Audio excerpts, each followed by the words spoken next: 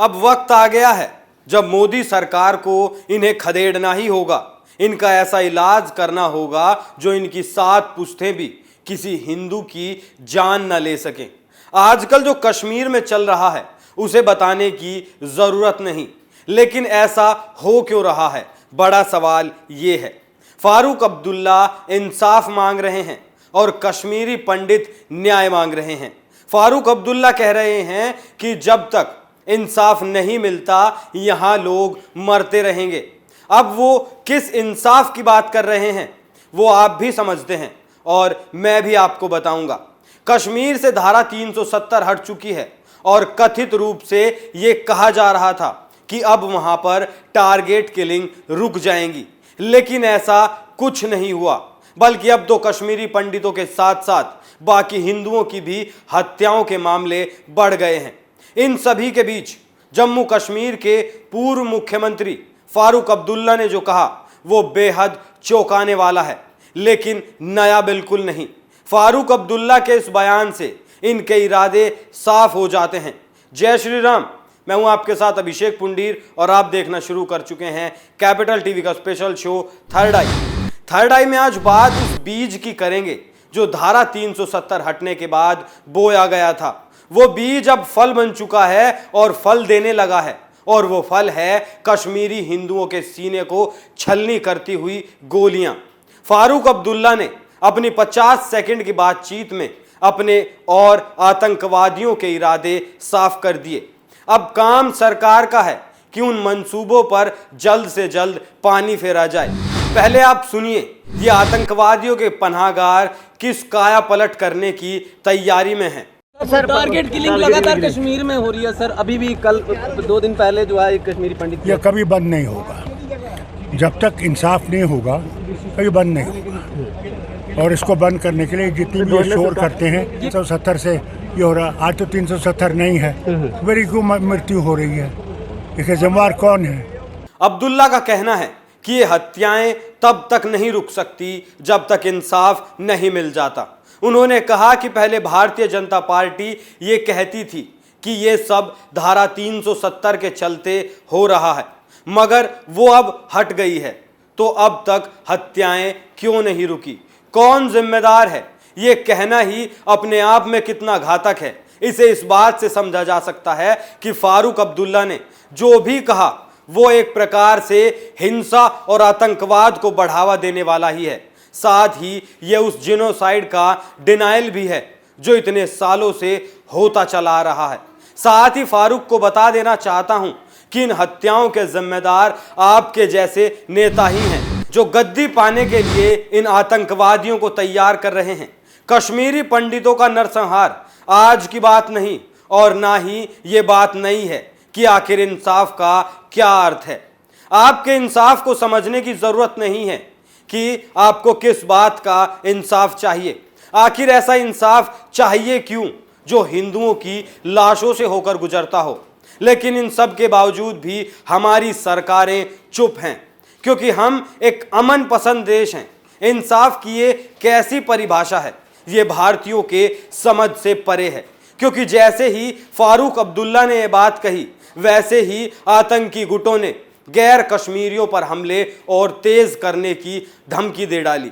फारूक अब्दुल्ला ने यह बयान ऐसे वक्त में दिया है जब कश्मीर में लगातार हत्याएं हो रही हैं। 3 दिन पहले यानी 15 अक्टूबर को कश्मीरी पंडित पूरण कृष्ण भट्ट की हत्या आतंकवादियों ने कर दी थी। आज तक के मुताबिक आतंकियों ने उस वक्त वारदात को अंजाम दिया जब वो शोपिया के चौधरी गुंड में बाग लगाने जा रहे थे। हालांकि उन्हें तुरंत इलाज के लिए अस्पताल ले जाया गया, जहां उन्होंने दम तोड़ दिया। जम्मू कश्मीर के राज्यपाल मनोज सिन्हा ने ट्वीट करके इस घटना की घोर निंदा की है और कहा है कि यह बहुत ही कायराना हरकत है।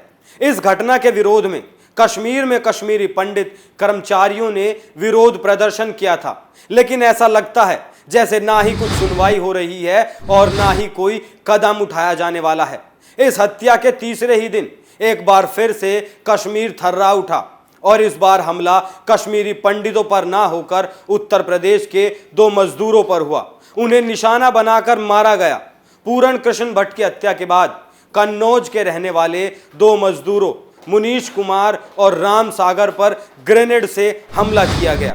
ये बात साफ है कि ये घटनाएं नहीं रुक रही हैं। ये सिलसिला अब तब तक नहीं थमेगा जब तक इनके घर में घुसकर इन्हें नहीं मारा जाएगा। यहां यह सवाल उठता है कि क्या सच में भारत सरकार के तमाम प्रयास नाकाफी साबित हो रहे हैं? आखिर क्या कारण है कि हमले नहीं रुक रहे और लोग मारे जा रहे हैं? पूरण भट्ट के परिजनों का कहना है कि उनके बच्चों ने इस बार बहुत मना किया था कि कश्मीर ना जाएं, क्योंकि उन्हें बुरे ख्याल आ रहे थे। भट्ट की बहन ने भी बताया कि श्रेया ने अपने पिता से इस बार कश्मीर ना जाने की गुहार लगाई थी, क्योंकि उसके दिल में बुरे विचार थे।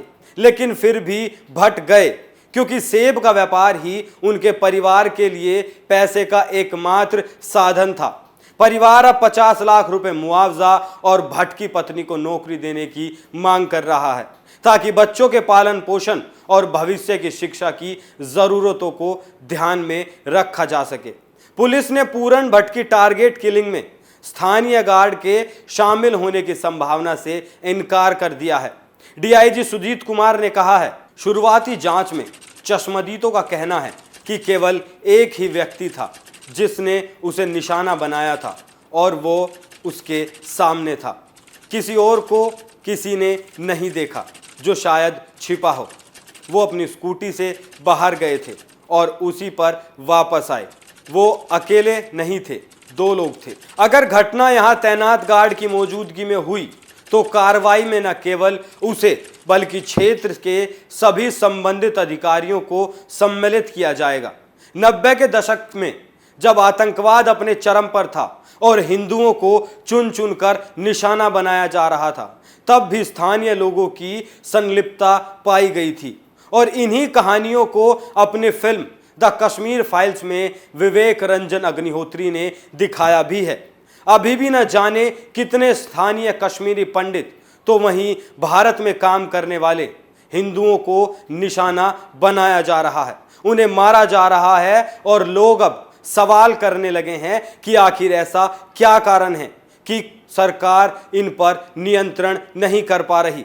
आखिर ऐसा क्या कारण है कि सरकार इन हत्याओं को रोकने में नाकाम है? आखिर क्यों हिंदुओं की हत्याएं नहीं रुक रही?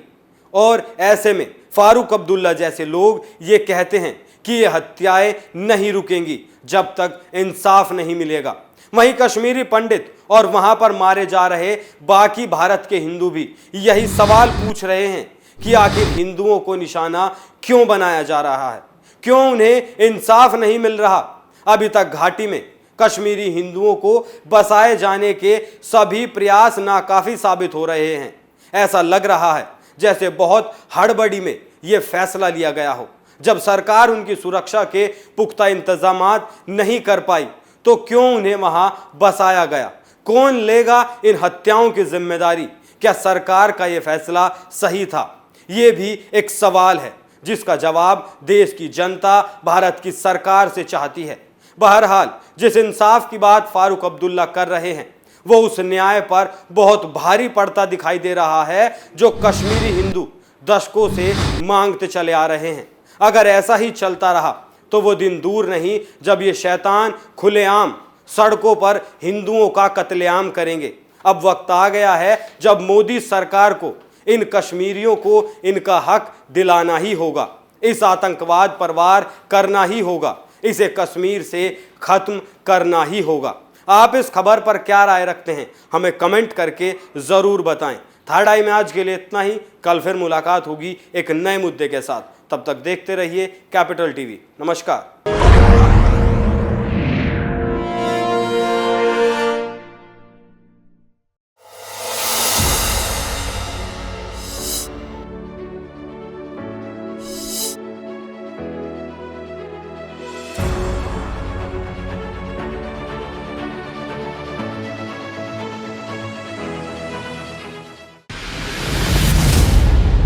मैं राजनीति करता नहीं पर राजनीति को बहुत गहरे तक समझता हूं। मैं लोगों के बीच रहता हूं, लोगों के मन को अच्छे से जानता हूं।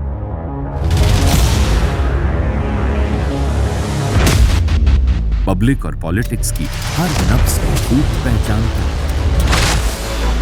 संघर्ष की सियासत से सत्ता के सिंहासन तक मैं हर खबर से खरा सच निकालता हूं। न कोई दौड़, न कोई race. Capital B, Uttar Pradesh.